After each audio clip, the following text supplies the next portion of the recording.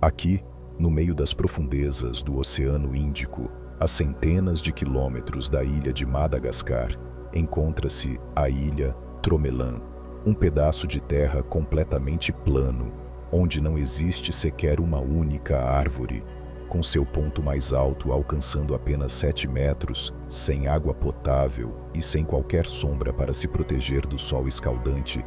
Você conseguiria sobreviver por 15 anos nessa pequena ilha?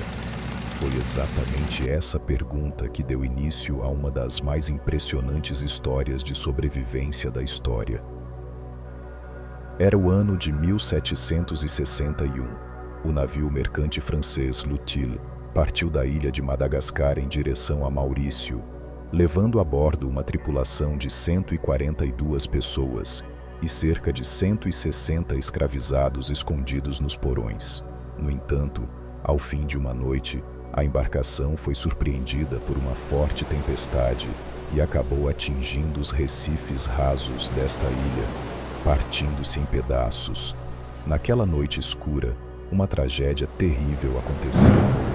20 tripulantes e 80 escravizados que permaneceram trancados nos porões morreram afogados, mas a verdadeira tragédia começaria quando os sobreviventes alcançassem a terra firme. Quando a manhã amanheceu, 122 tripulantes, incluindo o capitão, e cerca de 80 escravizados malgaches se encontravam naquela ilha, olhando uns para os outros. O capitão logo percebeu que a ilha não oferecia nenhuma fonte de água, nem qualquer tipo de abrigo. Era impossível que todos sobrevivessem ali. O único recurso que tinham eram alguns pedaços de madeira que restaram do naufrágio. Para escapar daquela ilha, o capitão ordenou que com os destroços do navio fosse construída uma embarcação. A tripulação, obrigando os escravizados a trabalhar, conseguiu construir uma embarcação menor com os restos do navio naufragado em cerca de 2 meses. Ao fim desses 2 meses, os escravizados, homens, mulheres e crianças, acreditavam que embarcariam junto com a tripulação para deixar a ilha. Mas algo muito pior aconteceu. O capitão e toda a tripulação embarcaram sozinhos e partiram da ilha sem levar os escravizados com eles. Ao partir, fizeram-lhes uma promessa: voltariam para resgatá-los. Essa promessa, porém, transformou-se em uma espera desesperadora que duraria exatamente 15 anos. A ilha Tromelin, com suas praias de areia branca, era conhecida naquele período como a Ilha de Areia. Esse trecho de terra plano tinha aproximadamente 1.700 metros de comprimento e 700 metros de largura, e seu ponto mais alto alcançava apenas 7 metros. Por ser uma ilha tão baixa e plana, muitos marinheiros não conseguiam distingui-la, e ela sequer era marcada nos mapas. Naquela época, essa ilha sinistra, que surgia e desaparecia como um fantasma nas cartas náuticas, parecia uma armadilha deixada pelo destino no meio do oceano. Em 1761, seria a vez do navio chamado Lutil Maurice cair nessa armadilha. A Europa vivia então sob a sombra da Guerra dos 7 Anos. Inglaterra e França lutavam pelo poder global, e esses conflitos se estendiam até o Oceano Índico. Em um período como esse, comerciar era ao mesmo tempo extremamente lucrativo e perigosíssimo. Embora o Lutil aparentasse pertencer à Companhia Francesa das Índias Orientais, na verdade era um navio privado. A embarcação, que partiu da França com autorização especial, havia sido fretada pelo traficante de escravizados Jean-Joseph Delabarre. Seu objetivo era chegar à Île-de-France, atualmente conhecida como a Ilha Maurício, para descarregar mercadorias comerciais valiosas e em seguida, comprar pessoas escravizadas na África e trazê-las de volta à Île-de-France. O capitão Lafargue, que comandava o navio, tinha outros planos. A rota inicial da embarcação ia da França até Maurício e de lá seguia para Madagascar.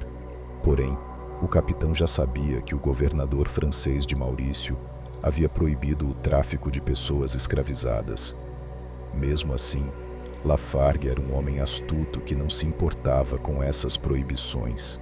Ciente das restrições que enfrentaria, decidiu mudar a rota diretamente para Foul Point, na costa leste de Madagascar. Seu objetivo era embarcar ilegalmente homens, mulheres e crianças malgaches longe dos olhos do governador e levá-los a Maurício para vendê-los em segredo. Era um risco enorme, mas o lucro prometido era igualmente grande. Depois de reunir os escravizados em Foul Point, o navio partiu rapidamente. O capitão tinha em mãos 2 mapas, e eles não concordavam sobre a posição exata da pequena ilha. Quando o Lutile se aproximou desse ilhéu, então conhecido como Ilha de Areia, os ventos já haviam alcançado entre 15 e 20 nós. Um capitão mais prudente provavelmente teria reduzido a velocidade e esperado o amanhecer. Porém, Lafargue estava com pressa para alcançar sua recompensa. O erro de navegação mortal causado pelo risco de velejar à noite acabou conduzindo o navio, de forma inevitável, em direção aos recifes de coral rasos que cercam completamente a ilha Tromelin. Por fim, a embarcação chocou-se contra os recifes e, com um estrondo terrível, o casco se despedaçou. No momento daquela catástrofe assustadora, o pânico tomou conta da tripulação. Mas a verdadeira tragédia foi vivida pelos escravizados que permaneceram trancados nos porões do navio. Por medo de uma revolta, os escravizados eram mantidos trancados nos porões do navio todas as noites. À medida que a embarcação se despedaçava, a água do mar invadiu esses compartimentos fechados. Cerca de 80 escravizados morreram afogados naquele espaço escuro e estreito. Além disso, 20 membros da tripulação também perderam a vida no mar. Naquela noite, ocorreu um terrível encontro entre a dignidade humana, a ganância pelo lucro e a crueldade da natureza. Quando as primeiras luzes da manhã revelaram a realidade da ilha, a verdadeira luta pela sobrevivência começou para os que haviam restado. Os 122 tripulantes, incluindo o capitão Lafargue, e cerca de 80 escravizados malgaches que conseguiram escapar dos porões, encontraram-se presos naquele inferno em forma de ilha. O capitão havia visto o rosto implacável da ilha. Não havia água potável, nem uma única árvore que oferecesse sombra. Mas o que o abalou ainda mais foram as provas do tráfico ilegal de pessoas escravizadas que vieram à tona junto com os destroços do navio. A certeza de que o governador de Maurício ficaria sabendo da situação, somada à perda da embarcação e ao medo das consequências legais, mergulhou-o em pânico e desespero. Em choque por ter perdido seu navio, o capitão começou a perder a sanidade e a capacidade de tomar decisões racionais. Em meio a todo esse caos, o timoneiro e segundo em comando do navio, Castellan, tomou a iniciativa para salvar o que restava dos destroços e do moral da tripulação. Sua primeira prioridade foi tornar a vida possível na ilha. Dos restos da embarcação destruída, foram recuperados diversos equipamentos, provisões e madeira. Castellan organizou tudo imediatamente. Foram montados 2 acampamentos rudimentares, um para a tripulação e outro para os escravizados. E até uma forja foi construída com as peças de ferro resgatadas do navio. O maior problema, porém, era a água doce. Não havia rios nem lagos na ilha. Castellan mandou cavar um poço rudimentar nas áreas mais baixas da ilha, chegando a cerca de 5 metros de profundidade. De forma surpreendente, conseguiram extrair uma pequena quantidade de água doce misturada com água salgada. Aquilo foi um verdadeiro milagre. Do ponto de vista científico, os recifes de coral e as camadas de areia têm a capacidade de filtrar parte da água da chuva e aprisioná-la no subsolo, acumulando assim pequenas reservas de água doce. Esse elixir da vida, ainda que limitado, tornou-se um raio de esperança para todos na ilha. Quanto à alimentação, a ilha oferecia uma fonte abundante de vida. As enormes tartarugas marinhas que vinham à costa para desovar em determinadas épocas eram numerosas nas águas ao redor da ilha.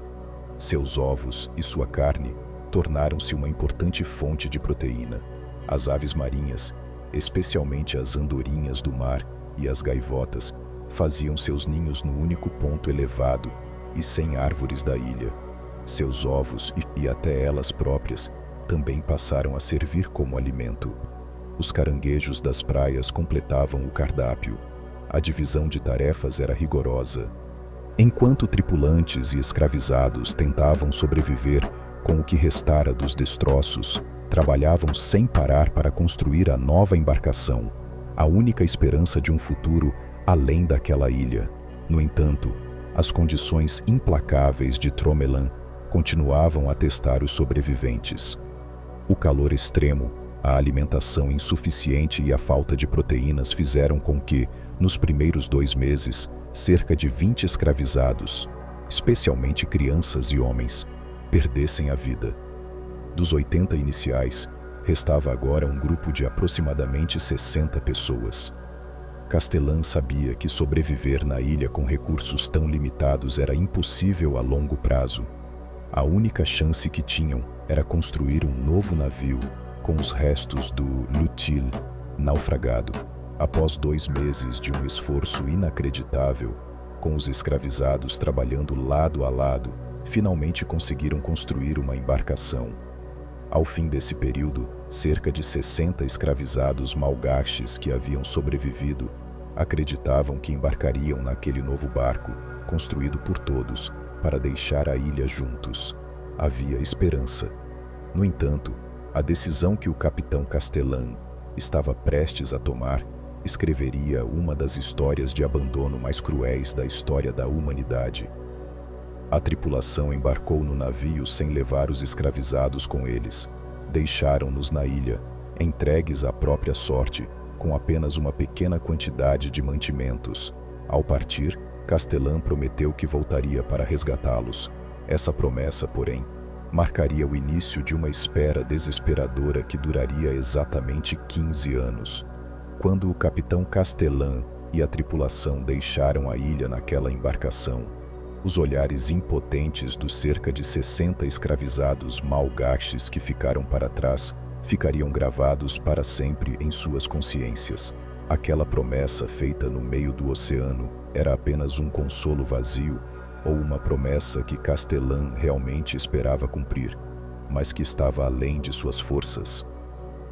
Depois que os marinheiros deixaram a ilha, lançaram-se mais uma vez aos braços turbulentos do Oceano Índico. Após uma viagem difícil que durou pouco mais de 4 dias, conseguiram alcançar a costa de Madagascar. No entanto, a jornada principal ainda não havia terminado. De Madagascar, foram transferidos para outra embarcação chamada Silhouette, com a qual seguiram até a ilha Bourbon e depois partiram rumo ao seu destino final, Maurício. No entanto, durante essa viagem, o capitão Lafargue, o infeliz e perturbado comandante do Lutil, morreu de doença. Talvez a vergonha de ter perdido seu navio carregado de escravizados ilegais e o peso da tragédia vivida na ilha tenham consumido por completo sua saúde mental e física. Com a morte dele, todo o peso do inquérito oficial sobre os aspectos ilegais do que havia acontecido na ilha passou a recair inteiramente sobre os ombros de Castellan. Ao chegar a Maurício, Castellan relatou imediatamente a situação dos escravizados que haviam ficado na ilha. Ouvindo a voz da própria consciência, pediu e implorou repetidas vezes ao governador Bouvet que enviasse um navio de resgate para a ilha. Para ele, aquilo era uma dívida de humanidade. No entanto, a visão do governador Bouvet sobre a situação era completamente diferente. O governador Bouvet estava furioso porque o capitão Lafargue havia desobedecido a ordem de não praticar o tráfico de pessoas escravizadas em um período em que a ilha estava sob bloqueio inglês. Não se tratava apenas de uma violação de uma proibição. Levar mais escravizados para Maurício significava mais bocas para alimentar com recursos já limitados. Em meio à Guerra dos 7 Anos, com o risco real de escassez de suprimentos na ilha, a prioridade do governador era a segurança estratégica e a preservação dos recursos disponíveis. Para ele, enviar um navio de resgate seria um risco desnecessário e um desperdício de recursos. O governador rejeitou de forma categórica o apelo humanitário de Castelã. Além disso, a administração colonial optou por manter em sigilo o relatório do naufrágio do Lutil e os acontecimentos na ilha. Esse episódio sombrio poderia manchar a reputação da Companhia Francesa das Índias Orientais e reacender debates sobre as políticas de tráfico de pessoas escravizadas. Assim, o destino dos escravizados malgaches acabou sendo esmagado sob o peso das disputas burocráticas e das duras realidades da guerra. Ao perceber que não haveria uma solução em Maurício, Castelã cedeu a uma profunda frustração e desesperança. Embora quisesse cumprir sua promessa, estava de mãos atadas. Em agosto de 1762, deixou Maurício e retornou à França continental, levando consigo o peso do destino dos escravizados que haviam ficado para trás. Quando a notícia desse abandono finalmente chegou a Paris, provocou por um breve período uma grande comoção nos círculos intelectuais da capital. Episódios como esse alimentavam os debates anti-escravistas da Ilustração. No entanto, a França daquela época estava mergulhada nas turbulências econômicas e políticas provocadas pela Guerra dos 7 Anos.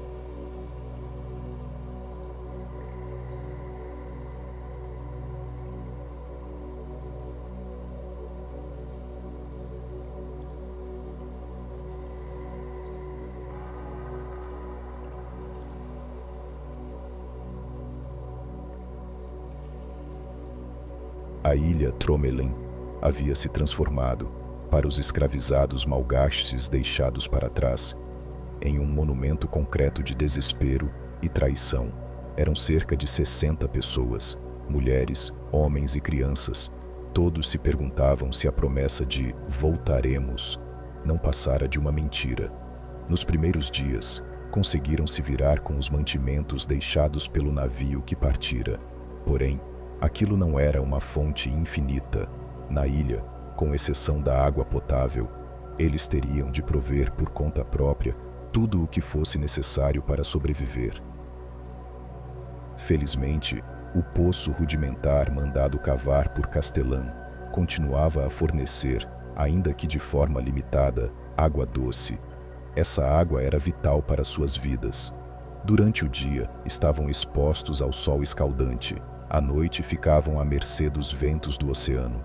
Naquela planície formada por areia e fragmentos de coral, não havia sombra, nenhum abrigo natural onde pudessem se proteger. A primeira tarefa foi construir refúgios rudimentares, usando tábuas trazidas à costa pelos destroços do Lutil, mastros quebrados e pedaços de velas. No entanto, esses abrigos mostraram-se insuficientes diante das verdadeiras ameaças da ilha.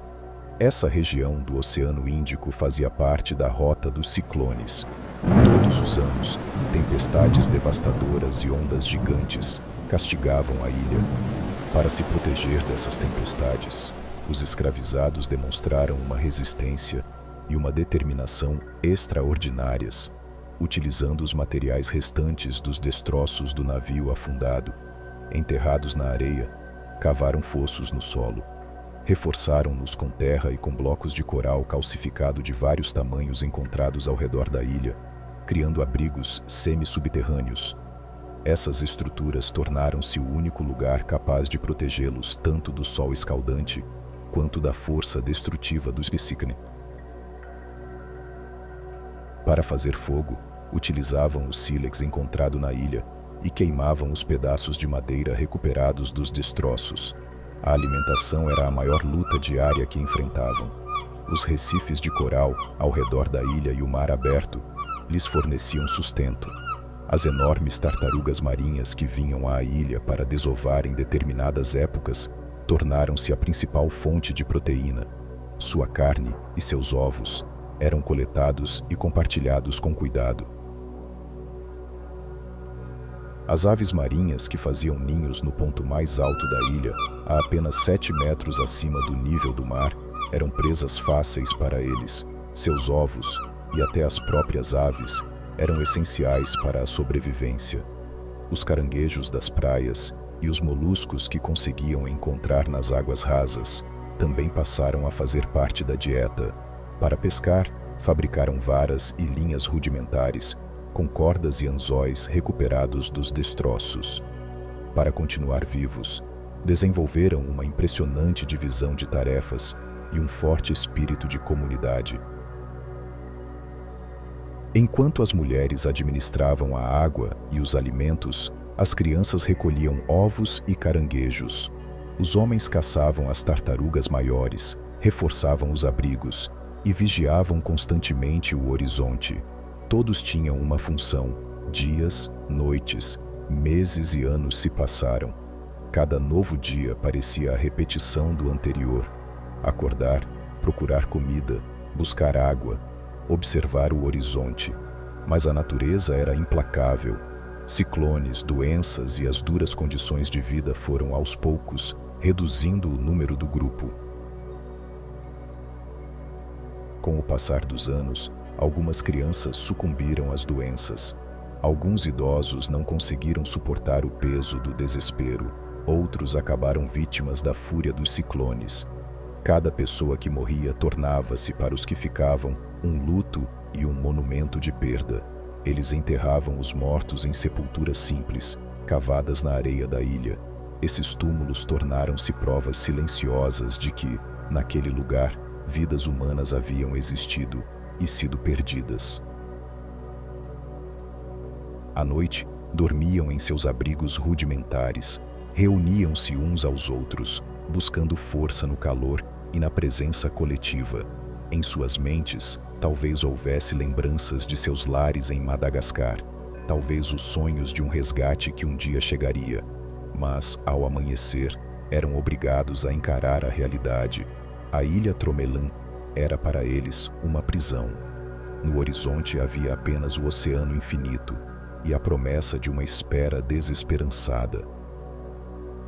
Os anos passaram entre ciclones e perdas. A promessa de voltaremos havia se transformado, dia após dia, em um eco vazio e cada vez mais sem sentido. Na ilha Tromelin já haviam se passado exatamente 12 anos de abandono e espera desesperada. Após a tragédia de 1761, as crianças cresceram, novas crianças nasceram e alguns dos mais velhos partiram. O grupo agora havia se reduzido a apenas 15 pessoas.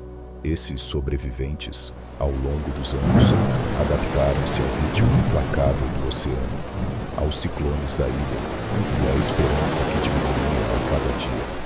Mas o destino ainda não havia terminado seu jogo com eles.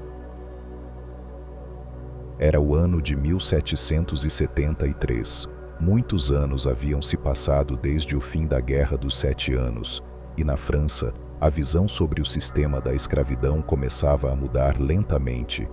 As autoridades francesas passaram a acreditar nessa história inacreditável de abandono e na possibilidade de que ainda houvesse pessoas vivas na ilha.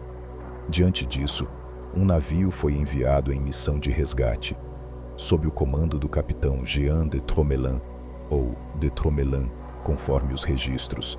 A embarcação tinha um único objetivo: chegar à ilha Tromelin e resgatar quem ainda estivesse vivo ali.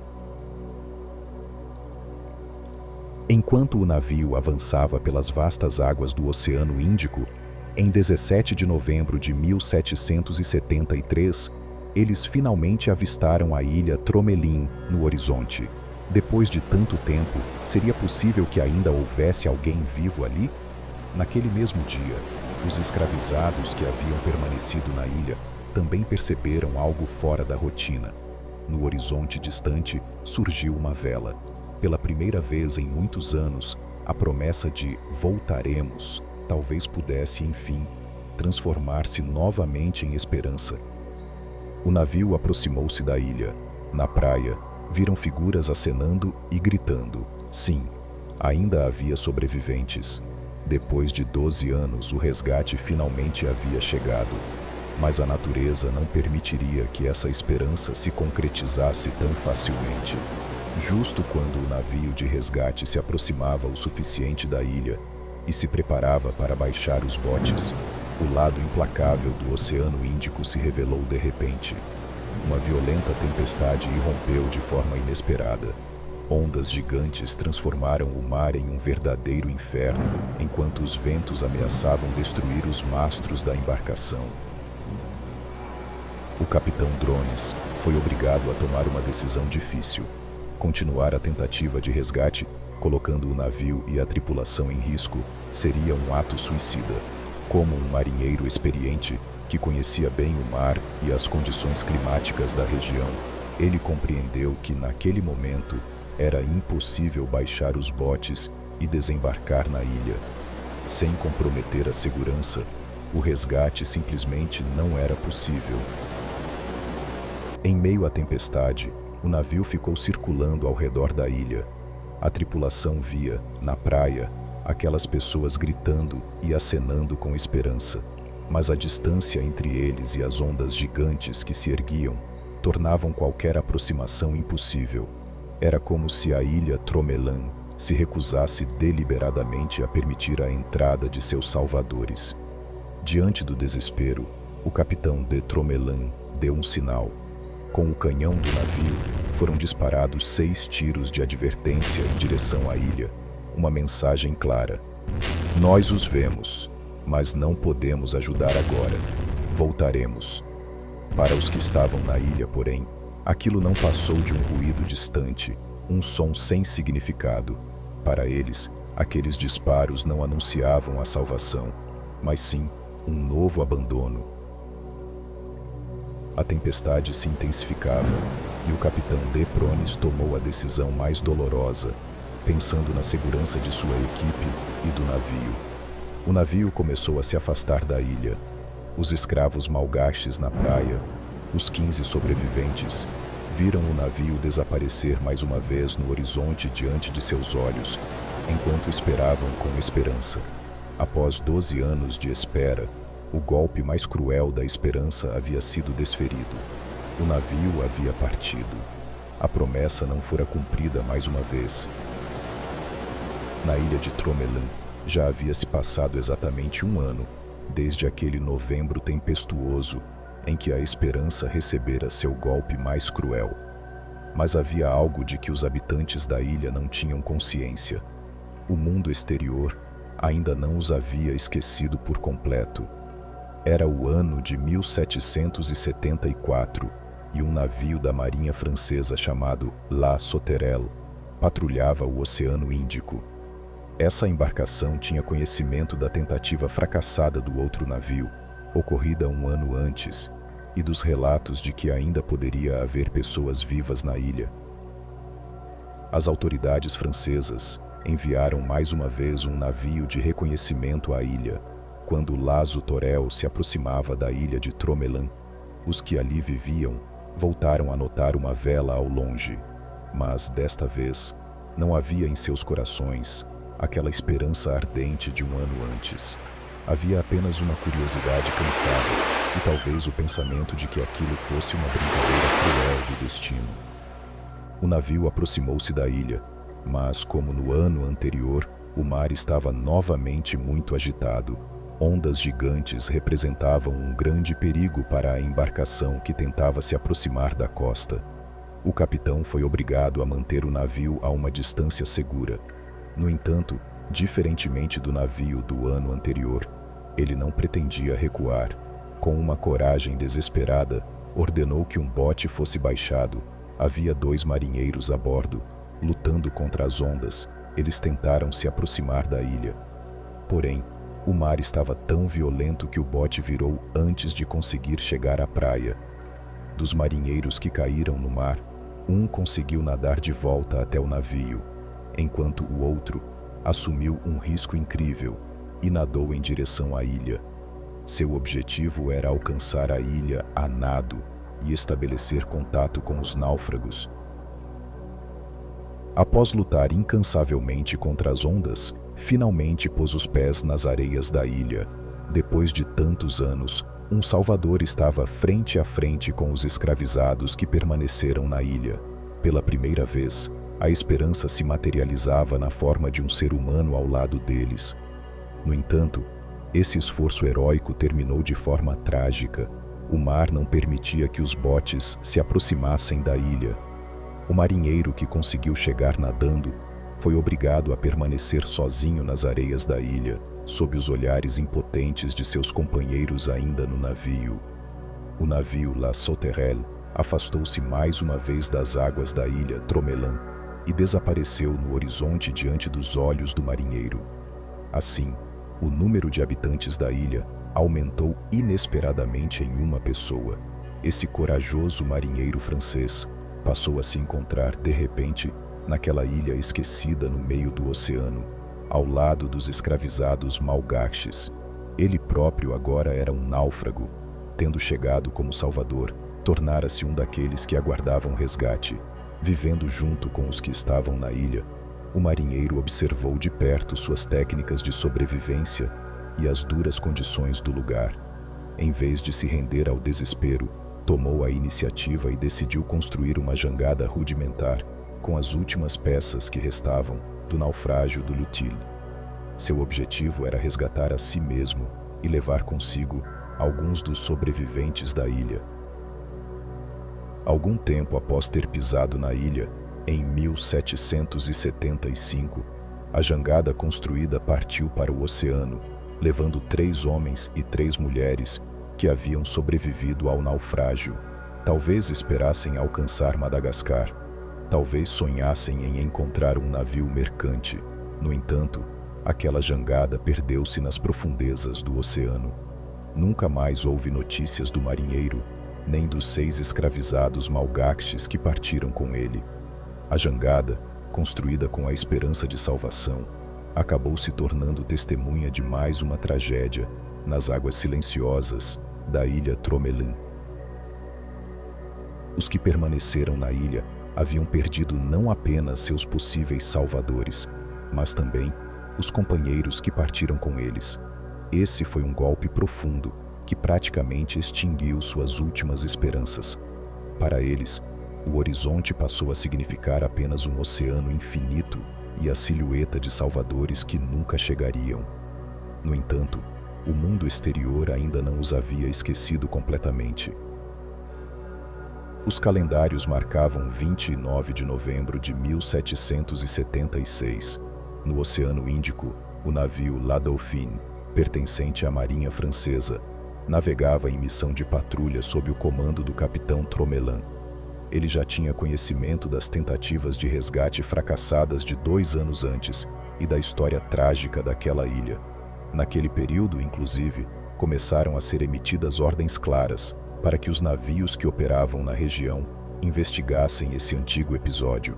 As insistentes súplicas de Castellan, carregadas por anos de remorso e culpa, finalmente começavam a dar frutos. Na manhã de 29 de novembro, a tripulação do capitão Tromelin avistou, no horizonte distante, a silhueta baixa da ilha. Desta vez, não havia fumaça subindo da terra, nenhuma fogueira de sinalização brilhava. Ainda assim, foi a determinação do capitão Tromelin e sua convicção de que pessoas abandonadas poderiam ainda estar naquela ilha que o levaram a se aproximar. À medida que o La Dauphine se aproximava da ilha, a tripulação avistou figuras humanas se movendo ao longo da praia. A surpresa foi enorme. Seria possível que, após 15 anos, ainda houvesse sobreviventes? O capitão Tromelin ordenou imediatamente que um bote fosse baixado. Nele foram colocados marinheiros armados e provisões. Desta vez, a natureza precisava demonstrar compaixão. O tempo estava calmo. O mar permitia que o bote se aproximasse da costa e desembarcasse. Quando os marinheiros pisaram na praia, a cena diante deles era ao mesmo tempo surpreendente e comovente. Após mais de 15 anos de espera, Aquela provação finalmente chegava ao fim. Na areia da praia estavam 7 mulheres e um bebê de 8 meses, com a pele queimada pelo sol, tão áspera quanto a própria areia da ilha, e uma aparência quase selvagem. Vestiam roupas feitas de pedaços de velas. Seus cabelos eram longos e emaranhados, e seus olhos brilhavam com uma mistura de medo e uma esperança inacreditável. Depois de anos de silêncio absoluto, voltavam a ouvir vozes humanas. Receberam seus salvadores com sentimentos misturados de espanto, exaustão e emoção profunda. O capitão Tromelan, antes de levar essas pessoas corajosas para o navio, ordenou uma breve inspeção na ilha. Os marinheiros encontraram sinais claros de que ali havia gente vivendo havia muitos anos. Abrigos primitivos, refúgios improvisados, covas usadas para cozinhar e sepulturas simples feitas para os mortos. As pessoas que viviam ali haviam conseguido manter o fogo aceso por 15 anos, utilizando a madeira recuperada dos destroços. Cada vestígio comprovava que elas não apenas sobreviveram, mas também demonstraram uma resistência extraordinária para manter sua existência como uma comunidade. Tromelin ficou profundamente comovido com o que viu. As 7 mulheres sobreviventes e o bebê, após 15 anos de exílio na ilha de Tromelan, finalmente retornariam à civilização. Aquilo não era apenas um resgate, era a vitória da vontade humana, da perseverança e da esperança. Eles eram monumentos vivos da resistência, esquecidos pela civilização, testados pela natureza e forçados a encarar o lado mais sombrio da humanidade, e ainda assim sobreviveram. O capitão Tromelin, antes de deixar a ilha, determinou com precisão a sua posição nos mapas. A partir daquele dia, aquele pequeno e plano pedaço de terra deixaria de ser conhecido apenas como Ilha da Areia e passaria a ser chamado de Ilha Tromelin, tornando-se a testemunha silenciosa de uma das mais dramáticas histórias de sobrevivência e abandono da história da humanidade. Esse incrível exílio de 15 anos finalmente havia chegado ao fim. A tragédia dos sobreviventes daria origem a uma nova vida, mas também permaneceria como um eco eterno das memórias e das perdas deixadas na ilha. A história dessas pessoas que sobreviveram passaria a lembrar para sempre, na história da França e do mundo, a face cruel da escravidão e a impressionante resistência do espírito humano. As 7 mulheres e o bebê foram levados para a ilha Maurício, logo após serem resgatados da ilha. O que torna essa data particularmente interessante é que, entre o desastre ocorrido em 1761 e o momento do resgate em 1776, as ideias sobre a escravidão começaram a mudar. Em 1761, o governador Desforges recusou o resgate, mas em 1776, a visão da sociedade francesa sobre a escravidão já começava, lentamente, a se transformar. Essa mudança teve um impacto direto no destino das mulheres malgaches resgatadas. Ao chegarem a Maurício, todas foram libertadas. Não eram mais escravas. Foi uma pequena, mas profundamente significativa vitória contra 15 anos de abandono. O novo governador de Maurício, Jacques Maillard du Mesle, ficou profundamente comovido com essa história tocante. Ele acolheu em sua própria casa 2 das 7 mulheres e o bebê de 8 meses. Isso não foi apenas oferecer abrigo. Ele mandou batizá-los. Ao bebê deu o nome Moisés Jack, inspirado em seu próprio nome. A mãe deu o nome Eve, e a avó concedeu o título de Dauphine, em memória do navio que as resgatou. Sob a proteção de Maillard du Mesle, essa família iniciou uma nova vida. Para eles, os 15 anos passados nas areias de Tromelan haviam se tornado um pesadelo deixado para trás. As outras 5 mulheres malgaches sobreviventes também se estabeleceram em Maurício. No entanto, infelizmente, não há mais informações sobre suas vidas nas páginas da história. Quem sabe seus anos tenham sido dedicados a apagar as memórias terríveis vividas na ilha, a se readaptar à civilização e a procurar as famílias que haviam perdido.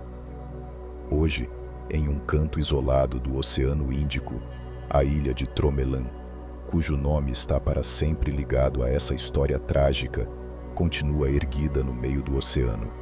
Nela existem algumas palmeiras plantadas junto à instalação de uma estação meteorológica. Suas areias branquíssimas e os recifes de coral já não são apenas testemunhas silenciosas. Eles preservam com cuidado os vestígios do passado. A enorme âncora do navio Lutil, que afundou há séculos, ainda permanece nas margens da ilha, enterrada até a metade na areia, como um monumento silencioso. Nos dias de hoje, pesquisadores que buscam desvendar o mistério da ilha realizaram escavações arqueológicas nesses solos arenosos em 2006, 2008 e 2010. Como resultado dessas escavações, vieram à luz objetos impressionantes, como recipientes de cobre, ferramentas, restos de vestimentas e até pequenos brincos, que se acredita terem pertencido a bebês nascidos na ilha, entre os escravizados malgaches que conseguiram sobreviver ali. Essas descobertas revelaram com provas concretas que eles não apenas sobreviveram, mas também resistiram de forma extraordinária para manter sua existência como uma sociedade organizada. Hoje, na ilha Tromelin, existe apenas uma presença humana permanente: a Estação Meteorológica Francesa, no meio do oceano. Essa estação, que ajuda a lançar luz sobre os dados climáticos do mundo, mantém seus funcionários em atividade constante na face ventosa da ilha, cientes de que sob seus pés, na areia, ecoa um drama humano que durou 15 anos. Se você também deseja explorar os mistérios da história, os segredos perdidos da humanidade e novas descobertas misturadas com a ciência, não se esqueça de se inscrever no canal, curtir o vídeo e deixar seu comentário para acompanhar conteúdos como este. Obrigado por assistir. Até nos encontrarmos em novas descobertas.